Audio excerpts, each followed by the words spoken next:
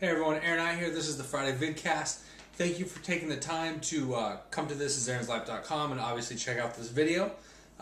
This week I just kind of want to talk about the quality of work we take, the quantity of work we take, a lot of different things that kind of can play into this. And I realize this as we launched some new products at InfoSwell, and I'm looking at some of the different products we launched, and I'm looking at what the purpose of them is compared to the quality of the clients we like to take. And I really think this kind of relates to, especially if you're working independently, some different things that can happen.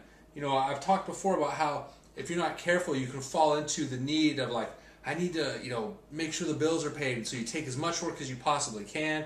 You overwhelm yourself. It leads to frustration, burnout, things like that.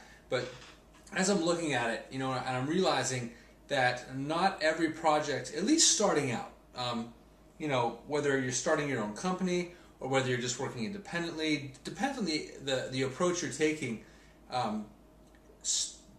It can be very easy to say, well, I just want to take these great projects where I get a nice budget, I get paid well, and I can take my time. I don't have to take a couple projects, every month or every couple months, and that's really ideal. And those are the times that you're really thankful for. But in all honesty, it doesn't always work that way. Not all of us as designers and developers and consultants have the reputation that a lot of the people that we see speak at conferences, that we follow on Twitter, that we look up to. We don't have that reputation. We don't have those projects under our belt that have allowed us to go out and get bigger and better projects where we can slow the pace down and take our time. But I think that it's important that every freelancer or every startup kind of designer who's maybe wants to start his own company or a different thing looks at the idea of bread and butter and realizing that sometimes you take projects that like, look, this is a simple project. There's going to be a consistent income, possibly like a retainer, some residual every month.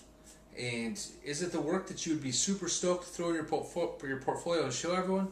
More than likely it's not. And it might even be below the budget that you intended, but it's kind of that bread and butter, and it really taking a couple of those projects here and there allows you, that you get those projects done, you've got the steady income and revenue coming in, so then that allows you to work on either projects some ideas you have on your own, so go out there and pursue some of those bigger projects because you know that by taking care of those smaller ones that your budgetary needs are met, your bills are paid, and it's okay. So that concern is off to the side, and now you can maybe work on this cool app you have an idea for, or a cool gallery site or something. Develop some custom WordPress themes, whatever it is that that your passion is for. And I realized that at InfoSwell we launched Magazine Builder, and it's this really simple solution for magazines that don't have people starting magazines don't have a big budget. But the idea is to really productize these things, and give them and empower them the ability to put out good content without having to have an astronomical budget.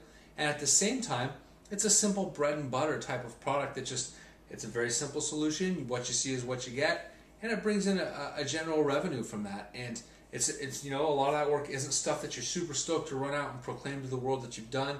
But at the same time, by doing that and generating a steady income and paying your bills, you allow yourself to go pursue some things you want to do on your own. Make an iPhone app, go out there and start pitching some bigger projects and spending more time on them. And so I would challenge you to find the balance. I've really been working on trying to find the balance myself in the independent work I take. I've been trying to take less work, but increase the quality and the income on the work that I do take, so that the time I do spend away from my family is worth it, because I know I'm working on something that I can get into and I'm passionate about, as well as I know that it's bringing in the money that's worth me taking time away from family or whatever else it is that I do on my own after I work at my normal job. And so just think about that. That's a little bit of food for thought over the weekend. Find out what your niche is. Don't be afraid to take something that isn't this huge astronomical great project.